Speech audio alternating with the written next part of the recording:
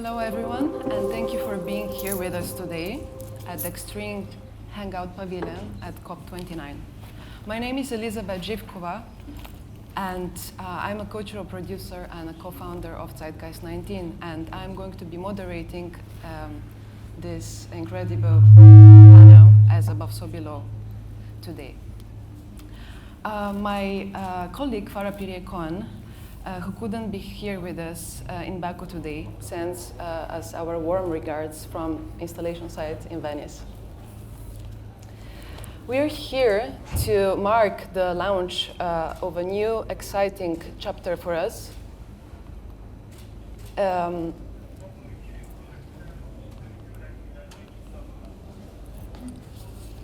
Launching the podcast season As Above, So Below, focused on biodiversity and ocean conservation and planetary well-being.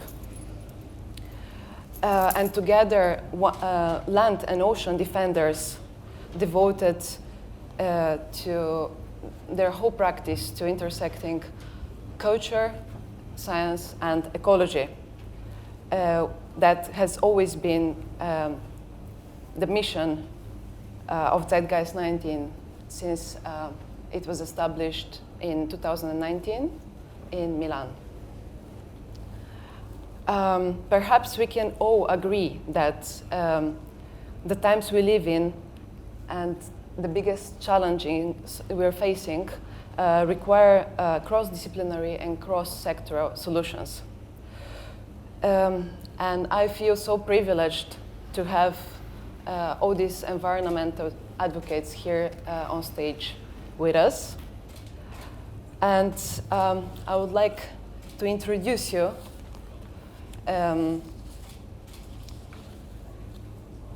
two of the artists we have here today with us, Elnara Nasirli and Ersin Han Ersin. And we're fortunate to have them here with us today because they are part of the newly opened exhibition at Gazeli Art House, Parallel Worlds, that you can visit whenever you have some spare time in Baku. It's in the center of Baku. Elnara is an artist based in Baku, whose work sits at the intersection of environmental technology and biotechnology, blending these fields with mixed media to create natural and provoking pieces. So, Elnara, I will start with you, the soft power on stage. Our panel is entitled As Above, So Below, and your work, Whispering Forests, that we can see on the slide, beautifully embodies this theme. The installation with its lifeless trees brought back to life speaks powerfully to the importance of reforestation and mycelium, and in general about all that is invisible to the eye. Could you tell us more about Whispering Forests and in general more about your creative process in relationship to the context of the Anthropocene? Of course. Thank you so much, Elizabeth. Whispering Forest, as you can see here, is a sound installation, and it uses repurposed trees that has passed away. These specific trees here are from Moma Tbilisi. So some of them are from Azerbaijan, actually my grandfather's garden, mulberry trees, and they have live mulberry tree connected to them.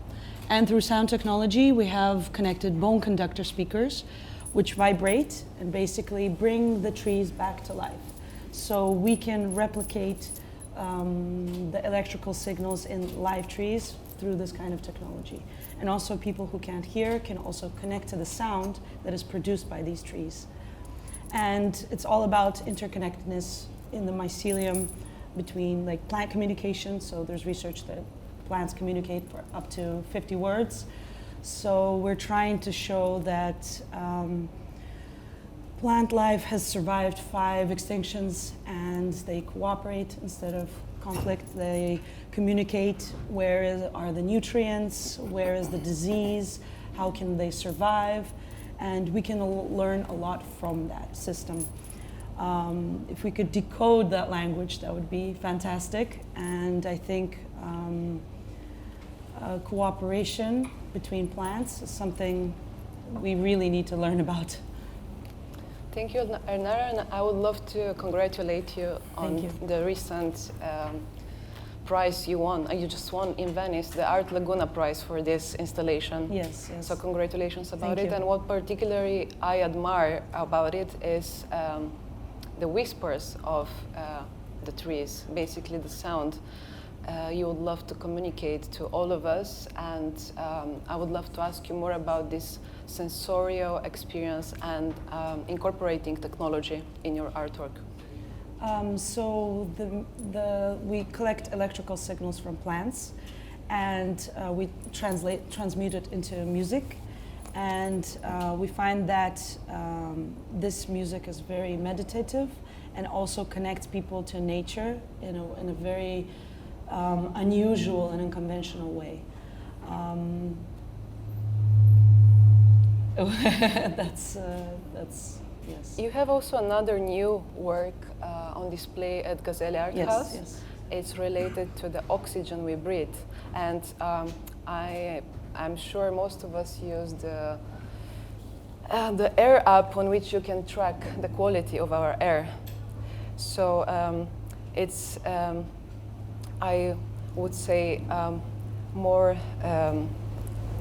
in an apocalyptic vision of a post-world after climate change. So can you share us more about it? Can you tell us what inspired you to create this piece? Well, unlike the piece behind us, which is very, it brings hope, and it's about interconnectedness and connection with nature.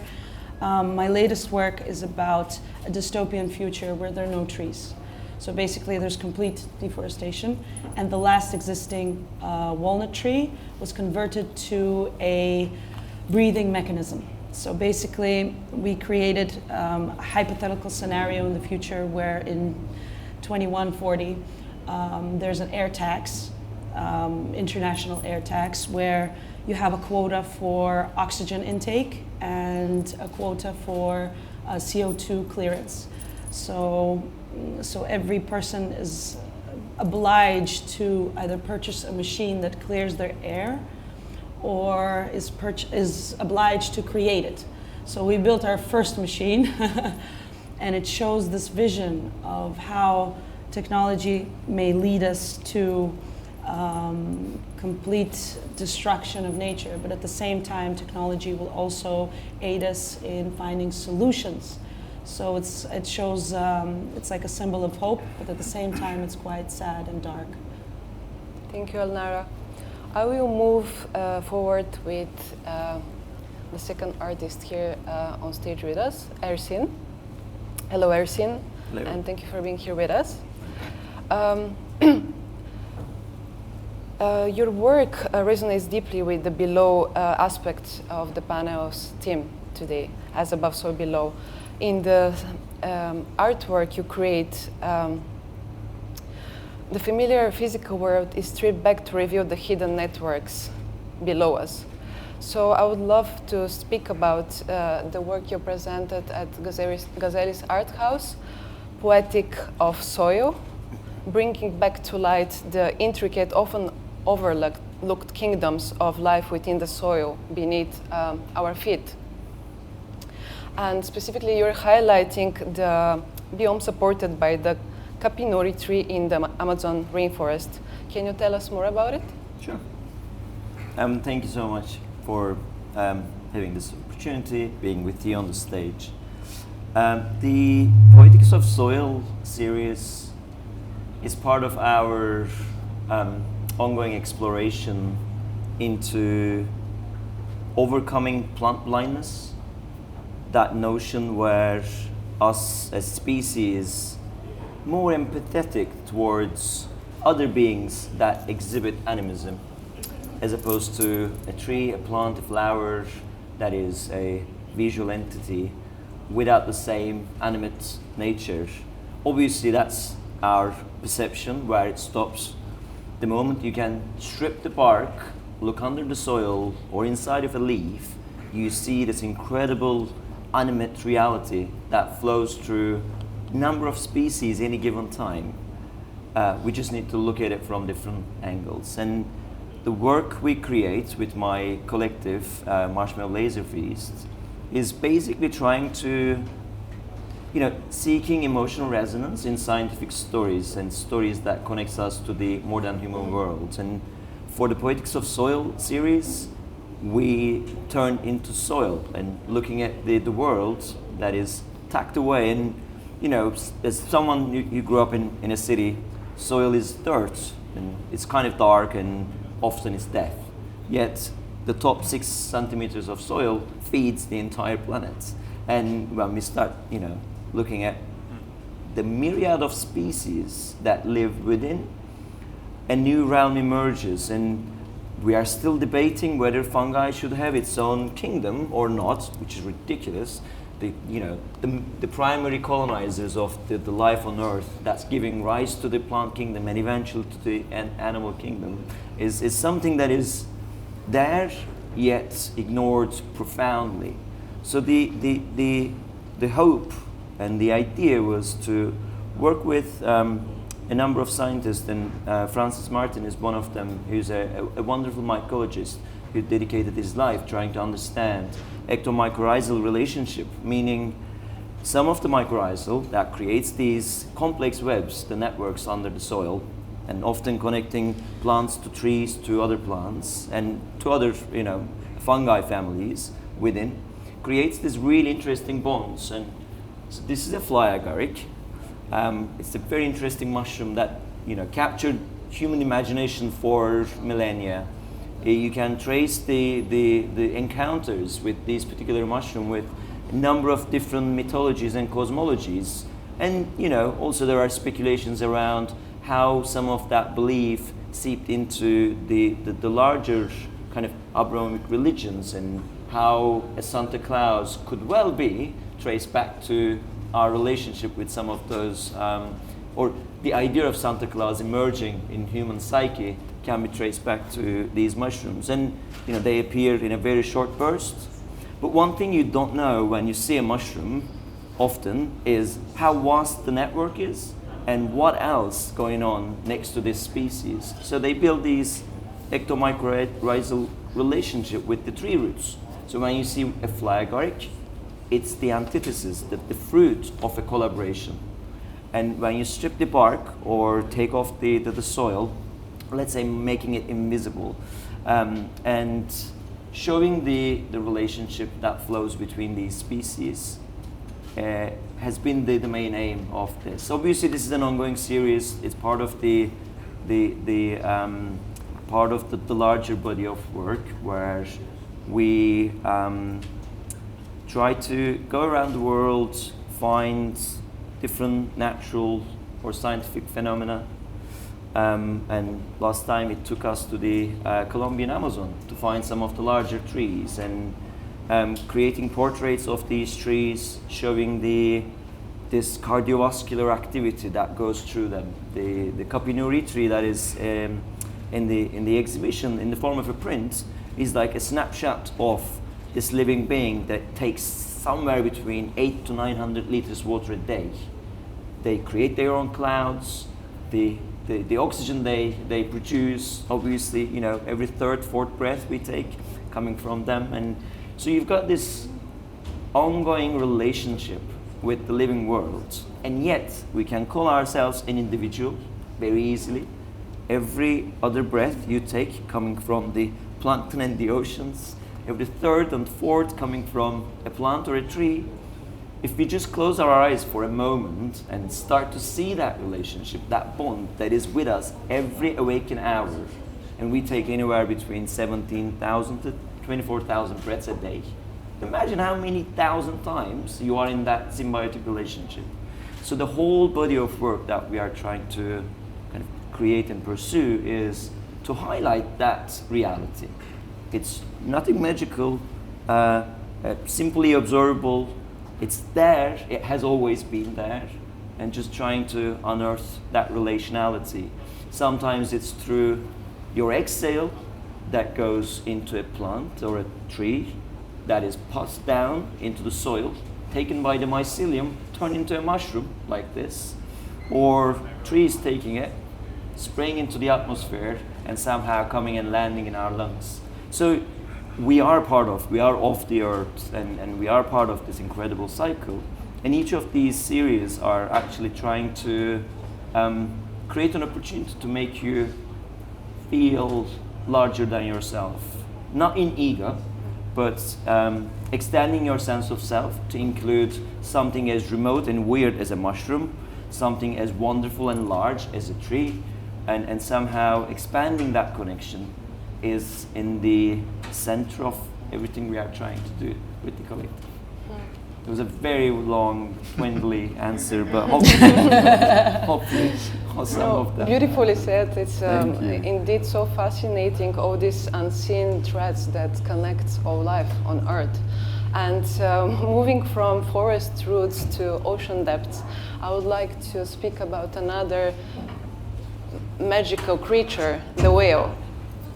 And in February, you're going to open a show in Madrid related to the sound and frequencies underwater, called Scene Echoes in the Mind of the Whale. Going deeper into the extraordinary sensory world of the whales. So can you tell us more about this project and integrating as well as Elnara technology into your environmental art? Sure.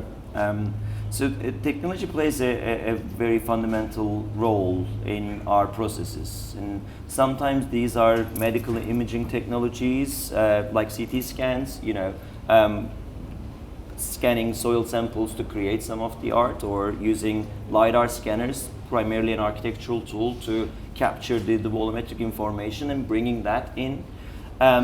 It takes a very central part in the process of creating these works. And for the new installation, Seeing Echoes in the Mind of the Whale, is also another parallel ongoing exploration that we've started almost a decade ago, and trying to understand the sensory world of different species through strange and wonderful ways they perceive reality. And sadly, we often think that the reality is what we see and what we feel, and often we limit. And any species that are not coming close to the same reality, we often see them less of a being.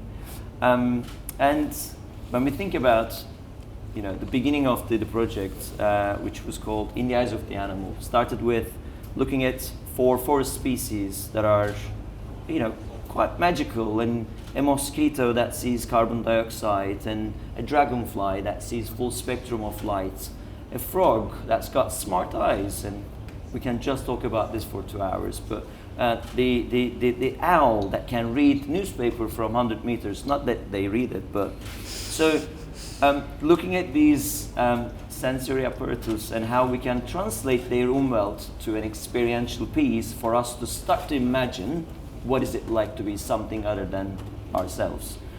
That exploration obviously very quickly turned into questions like, do dolphins dream in sonar? We know that they don't REM sleep, but they might be dreaming in different ways.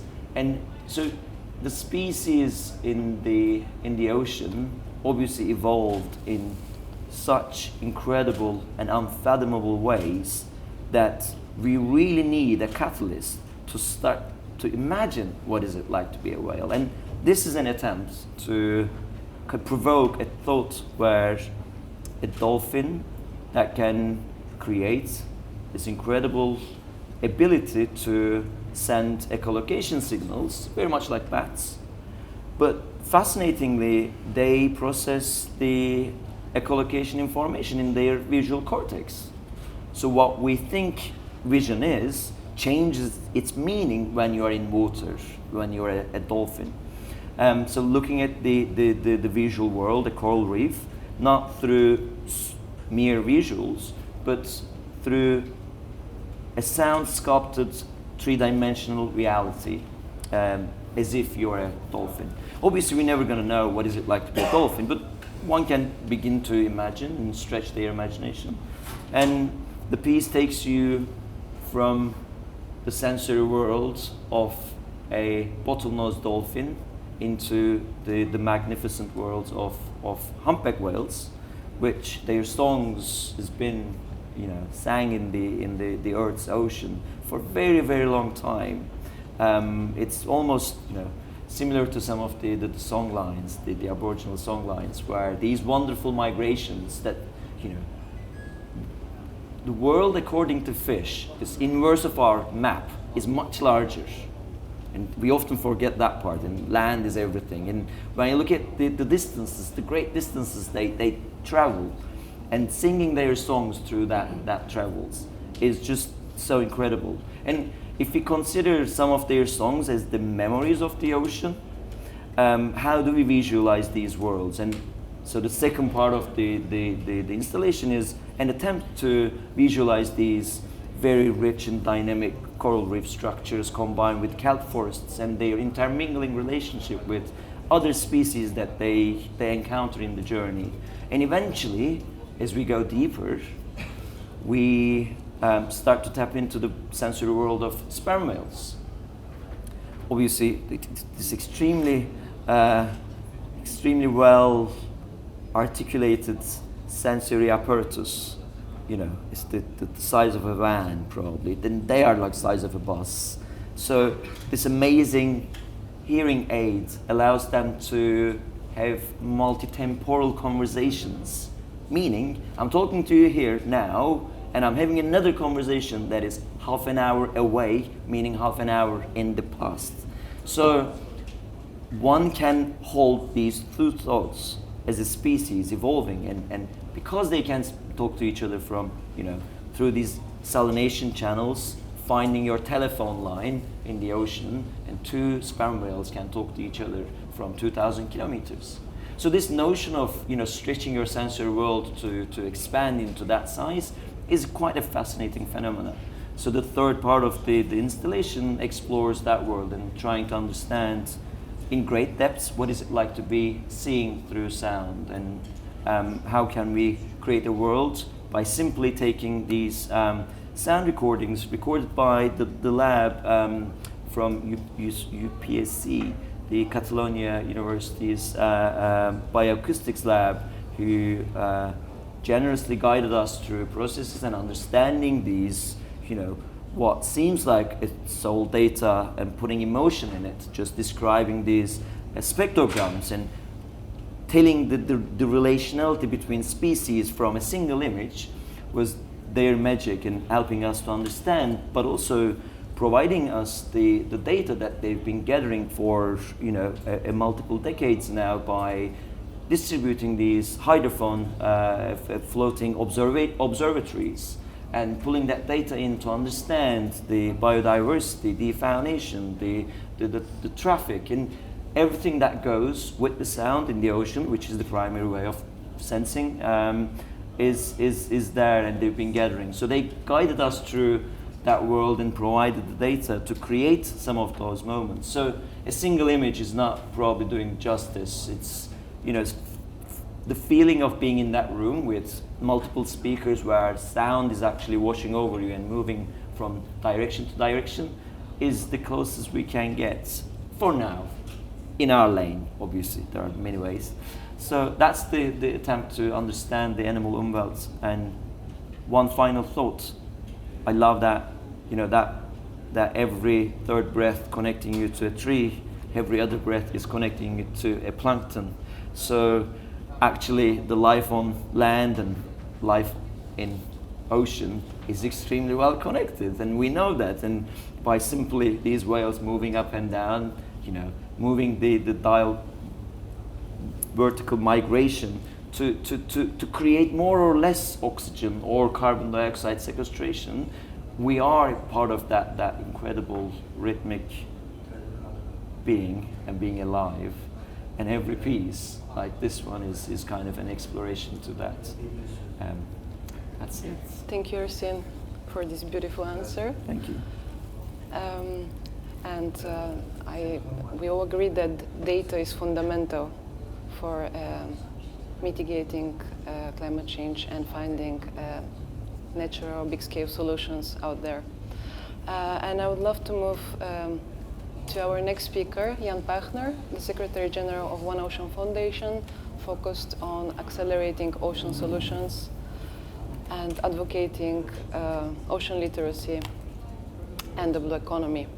And building on Ersin's answer, in which he mentioned kelp forests, I would love to discuss with you marine reforestation, which is often overseen. There is less attention on it, or perhaps many people don't know about its existence. Can you share how it can address biodiversity loss in the ocean and your activities related to it, please? Sure.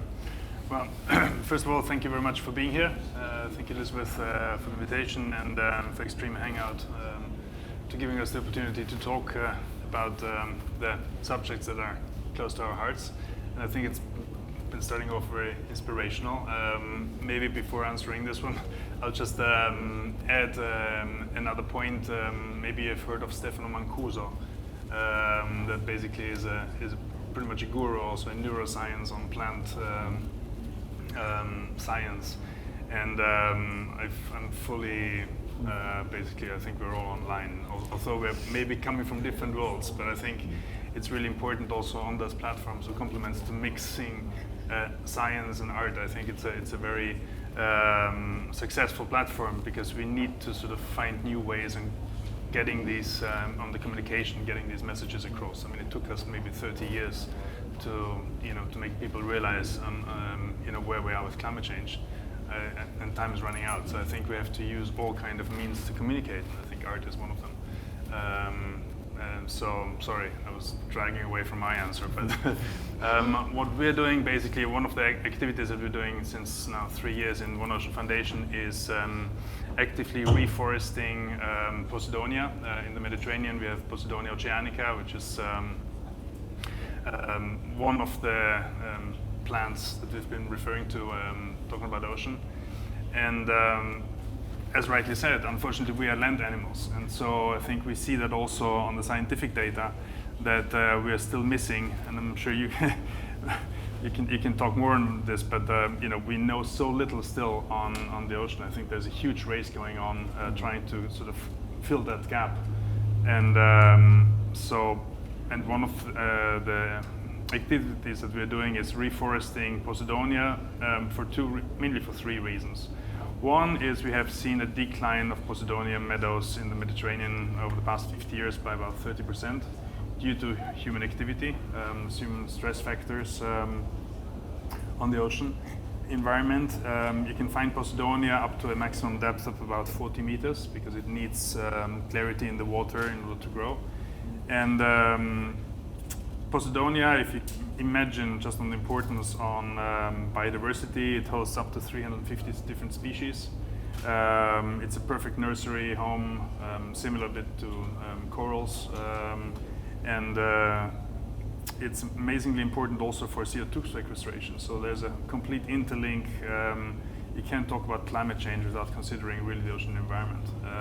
And so it has been absorbing up to 30-40% of the CO2 produced in excess. I mean, there's a lot of numbers out there. We can bring them out if you wish. But just to imagine that 1 acre of Posidonia meadow sequestrates, so is able to sequestrate about the same amount of CO2 like 10 acres of Amazon rainforest. And we're talking about a plant that is a plant that happened to be under the water. So it's creating fruits. It has all the it is a land-based plant that basically ended up underwater. And so we just have to watch out. One of the basic pressures is, for example, when you throw your anchor chain, or throw your anchor when you go boating, and you're not careful enough, and you find Posidonia on there. It's basically like ripping it. It's a small bonsai tree, really. And nobody would be so crazy to take a chainsaw and cut a tree just to park your car. So, maybe it's a bit extreme, but it just tells us about our ignorance when we start to go in different environments that we don't really call our home, right? And so I think it's just important to get that ocean literacy out there, and make people aware of what's happening down there. And there's a whole different environment that's so rich. Until recently, we thought that by 1,000 meters of depth in the ocean, there is no life, but the contrary. Right? So, so hot topics like ocean mining and things like this, I think they're like really crucial that we bring this up in order not to repeat the same mistakes that we've been doing on land, and try to now basically, repeat the same mistakes in the water. Thank you, Jan, for this insightful answer. I would love to ask you in general about investing in nature and investing in the ocean. Can you give us examples of some activities and regenerative activities bringing profit, meanwhile contributing to nature? In our world, we're used to talk about profit always. And I think, it's, I don't want to get philosophical, but I think it's about time we change a bit, or we add different formulas to our measures of success, and not just gross domestic profits of the different countries with their borders, geographic borders, with all the disasters that are happening geopolitically. I think it's really time to sort of change our mindset. If we want to be here with the next generations in the future, I think that's the big question. Your question in regards to sort of putting like financial value to nature, I think we do have an opportunity, although it's a tricky question, because we've been talking about this topic, it's about natural capital, sort of as a new asset class, introducing it as a new asset class. When you talk to indigenous people, obviously they are like, they don't really like the idea, because how can you put value on nature, like on a breath, value on like an economic value. But I think on the other hand, at the moment we'll, unfortunately, our world is driven by finance, right? So in some way or the other, we have to try to sort of make that work for us. And I think this could be a trial to make it work for nature, especially in the southern hemisphere, where you have a lot of the development countries, and you do have a lot of that natural capital that has been untouched so far and that is still there. These countries need money to preserve that, and talking about mangrove areas, talking about salt marshes, talking about these should become national parks, right? I mean, we desperately need to protect this sort of natural capital, and putting a value to it probably would help to drive money to these countries in order to be able to protect them, and not sort of become the forgive me the language, but slave of the industrial world, basically, always begging for money in order to basically, strive for survival. And I think this could be a way to sort of try to rebalance a little bit what has happened over the past 100 years, where you have just industrial countries getting stronger and stronger, and the rest of the development world sort of dragging behind and becoming basically slaves. And so I think for nature, or protecting nature, eventually this could be part of a solution. It's a touchy subject, and I think there's a lot of discussion still necessary, because I think what we really need probably is a value revolution. I think we just got the values completely wrong over the past, since the industrial age. And that's what brought us, basically, us as human beings, to be sort of, we think we're above nature. Well, we're not. And I think the more natural disasters happening, I think the people that find themselves in there, they realize that really quick, that we can't be apart from nature, we're part of it. And with every breath you take, you're part of nature. Indeed, I completely agree that we have more of a cultural crisis than a biological one, and we should reorganize our values and build a new ethical revolution, as you said. Thank you, Jan. And finally, I would love to introduce you our second ocean expert panelist, Ken Costel, who is a director of research communication at the Woods Hole Oceanographic Institution. Ken spent more than 15 years in trying to merge the bridge between storytellers and story doers, trying to communicate the complex scientific messages through the language of one of them, art. And here on display we can see one of your latest collaborations. So I would love to ask you why integrating art into the scientific narrative is crucial.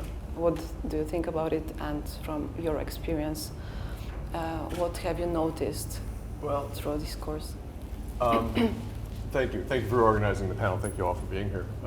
I think the one thing that unites all of us, and that, or two things actually, that unite all of us and are the chief reasons why we were able to evolve and flourish and prosper as a species, are because we are curious and we're storytellers, naturally so. We see a hill, we want to go over the hill, see what's there, come back, tell somebody what's there, and then say, come, see it with me. We see a horizon, we want to go over the horizon and see what's past that, come back and tell people what's there. But when it comes to the ocean, we are perhaps the most poorly adapted species on this planet. We cannot survive in the vast majority of our planet Earth. You know, we stand on two legs, we breathe air. You get below, well, you saw Jan's initial photo. We have to put on air tanks, we have to have something to keep us warm. We need something to cover our eyes so we can see. You know, and yet the vast majority of life is perfectly adapted and evolved to live on the majority of our planet. And so when we want to go to those places as a species in order to come back and tell people, this is why you should care about the ocean, this is what's there, this is the beauty and the majesty of our planet, we have to come up with different ways to tell stories. I tell when I work with students, with graduate students, to talk about science communication, and I'm going to be English-centric for a moment because that's my primary language. I tell them the 6 most powerful words in the English language are, let me tell you a story. You say that to somebody in the most crowded, noisy environment, and immediately your world collapses to just these two people, the storyteller and the story receiver, and then you exchange stories, and you have a new story that comes out of that. But there are times when language fails. You know, there are limits to every mode of communication, and you know, words are often poor vehicles for emotion and ideas, and you know, every language has words that don't perfectly translate to another language. And so with this piece, we did, it was a collaboration between a group at the Woods Hole Oceanographic Institution that is studying the mesopelagic, or the ocean twilight zone, which is between roughly 200 and 1,000 meters. At 200 meters, photosynthesis stops. There's not enough light to drive photosynthesis. Everything changes. And beyond about 1,000 meters, then that's where the last little bit of light from the surface fails. And so you can't do things like look for prey above you through counter shading or hide from prey. But it's an incredibly diverse and abundant place. It's the largest biome on the planet these are Earthlings, we are not. And so we wanted to bring that mystery, that majesty to an audience, but as my skills as a communicator are mostly in still photography and writing. And my colleagues also have various specialties, but we partnered with a group called Arctic House in Washington, D.C. to create an immersive exhibit. You can't quite see it, but these are people standing in this room that is just projected with artist representations of some of the life forms in the Twilight Zone. And the goal was to envelop us in this, not so much to explain a little bit about what's there, but more to spark that curiosity that is inherent in all of us. Say, what is that? Tell me the story of that thing. Why should I care? And then I can come in as a science communicator and say, this is why we're alive. This is why we have the climate that we have. This life in the mesopelagic helps pull carbon out of the atmosphere and move it down into the deep ocean, stabilizing Earth's climate. This is why we're alive, and yet it's largely untouched right now. You can't fish that deep easily, but there is the move to begin fishing there. If we do, what happens to the climate system? What happens to those animals that forage deep? We don't know. And so at the Woods Hole Oceanographic Institution and many other institutions, our partners at Mbari, Scripps, many other places, we're trying to race ahead and learn about what's there, go over that hill so we can come back and tell everybody the stories of what's there and say, we need to protect it, or we need to manage it, we need to marvel at it.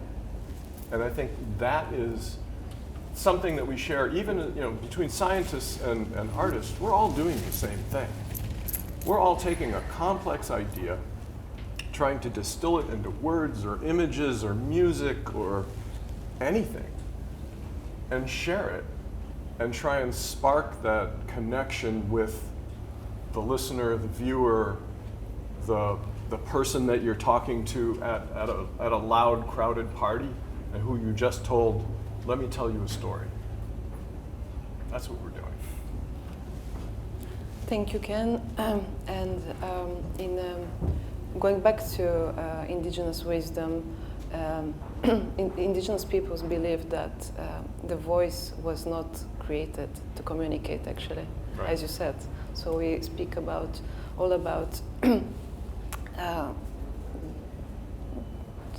sensorial and sensitivity, and in general this kind of global collective consciousness we have within, and knowledge from our ancient future, I would say. So my last question for you is how this voice of more than a human entity, such as the ocean, can be listened to in order to articulate and amplify a context of international policy, development, and marine protection. Oh, if we knew that, we could save the world, couldn't we? I don't know. I mean, it's... And here, I'm sorry, here is also like yeah. a photo. So you attended so many expeditions and dived with Alvin, and yeah, if you can. So this is a step beyond that scuba gear that Jan showed. This is what we have to put ourselves in order to get below, even 200 meters, well, 100 meters maybe. This is Alvin. This is the oldest deep diving submersible on the planet. I should say old because it's renewed every 5 years. And so it's like a modern ship of Theseus. We change little bits of it at a time until it's a completely different sub, even though the name has been around for 50 years. The part in the front there is a big titanium sphere. It's 2 meters in diameter and 3 inches thick. And that's what we need in order to get to the majority of our planet. Most of the average depth of the ocean is 12,000 feet, more than 4 kilometers. Average. We live our lives, in a couple of meters of air above the ground. We have to use things like this to go down. And I was fortunate to dive a couple of years ago off the Puerto Rico Trench, and we landed the sub at 4,000 meters, and we drove down to more than 5 kilometers, I want to say 5.7 kilometers, 3.5 miles deep. But when we landed, I looked out the porthole, and they turned the lights on, and you can only see about, maybe 30 meters away, because one of the wonderful things about water is it looks wonderfully blue. That's because it absorbs every wavelength very quickly. Blue is the last to be absorbed, and so our lights can only spread so far. But in that little cone of light around us, I looked out, and we were on the edge of a cliff that went off even deeper than where we had landed. But perched on the edge of the cliff was a tiny sea star, a crinoid, that big. The pilot of the sub is here. I'm here, and my other compatriot, the other observer that we call him, was on the other side of the sub. So I had two portholes to myself over here. I looked out, I saw that sea anemone. I will be the only person to ever see that sea anemone, or that sea star. It's sitting there on the edge of the Puerto Rico Trench. And like the animals that we saw earlier in the twilight zone, we don't know what they do for us, but they are there. They're providing some service maybe to us. I don't know, that one little sea star. But I can come back and I can tell you it's there, just like us here. And those are I don't know what its story is. I can't go beyond that, the fact that it exists. And maybe that's the only story that we're trying to tell, is that we exist, we're here, and the other things that we have seen are here. But to do that, to go into the ocean and bring back those stories, we have to use things like this, which are very rare and very expensive and difficult to operate. And it's unfortunate, but we can't. Not every country can have an Alvin and its mothership Atlantis, but we are trying to make it more available to other people of other countries. When we go to another country now, many expeditions set the goal for themselves to have an observer from that country on board to learn, so that we can trade knowledge, so that they can then be the ones to go back to their country, back to shore, and say, I was there, I saw this, this is what you should care about. But until we can evolve into marine animals, our stories are imperfect. They only see or hear or taste or feel a small portion of what's on this planet. But that's the story we have to bring back to COP, to say, this is the thing you should be caring about, but it has limitations. All of our words fail at some point. Thank you so much, Ken. Before to open the session to questions and answers, I would love to invite you to subscribe to our newly launched podcast season that is released today. First episode with speaker Jan Pachner, who is here with us on stage. And it's a collaborative podcast with his foundation, One Ocean Foundation. And I think all of us here know that nature is an ocean, are spaces for culture, imagination, and inspiration, and that we all believe that creativity can change the world. And as well, I would like to invite you to visit and see Ersin and Marshmallow Laser Fest and Elnara's artworks that are part of Parallel Worlds exhibition at Gazeli Art House, and to thank everyone for being here and joining this panel. So I would love to move with questions and answers for the speakers.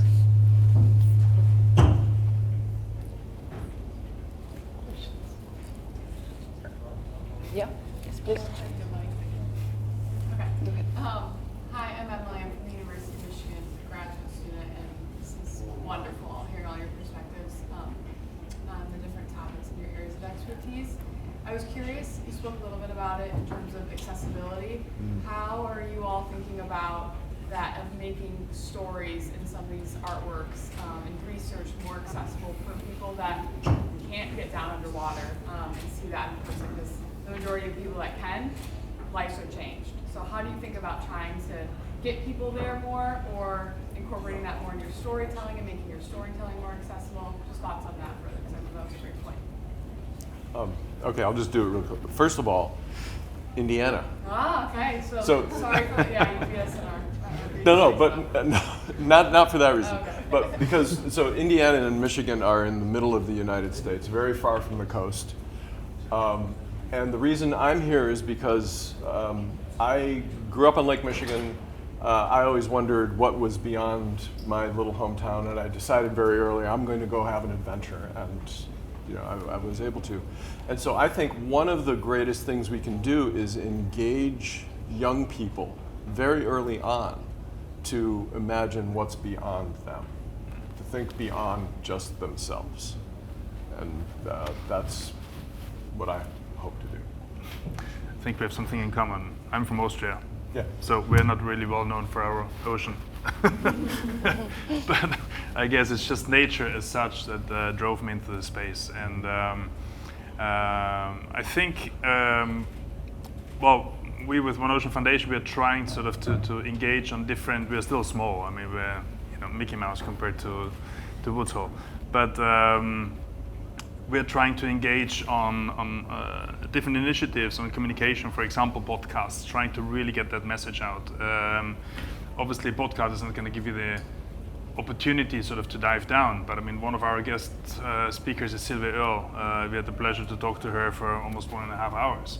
So through a podcast, getting messages through sort of these ambassadors, right, that can really, I mean, talking about storytelling, they can really sort of get messages across and get people inspired. I think that's our hope, to sort of get more of that message across. And I think with artists that have their own means of expressing themselves and getting this idea across, and many times I think you're forward thinkers for, you're sort of challenging maybe the status quo as a nature of an artist, right? And so I think that should help as well to sort of really provoke and I think there's so much space for imagination out there. We know so little, so I think really anything is valid, right? I mean, we don't know exactly what's happening out there, so we can just imagine. And I think we just have to be really, really careful and to sort of putting this. Getting back to ocean mining. I mean, we talked about it. It's such a dangerous subject when you have no clue of what actually you're going to touch and what you're going to alter. I mean, nature has been down there for millions and millions of years in this equilibrium, and now we're coming in and sort of trying to sort of, move things around without having any clue on what is actually linked, and maybe some of these species. We don't know what the services are they're doing for us, for all of us. So it's just we have to really watch out and try to re-find our space in nature. Thank you, and final words from our artists? Well, to answer the question, we specialize in multisensorial experiences, so even without words, you can feel what we're trying to portray. So with electrical signals or vibration or sound. So it's not only like the visual or auditory, it's like you can feel with your entire body what we're trying to portray. And Ersin? Yeah, I mean, Immersive, probably. It is. The Yeah. multisensory storytelling is the way we perceive reality. So it really enhances, but also enables. But I guess the other part of the accessibility question is like how many people you can reach. Obviously, the sole reason what we do, rather than keeping it in our homes and studios to share with people. So trying to get it out there, show it as many people as possible.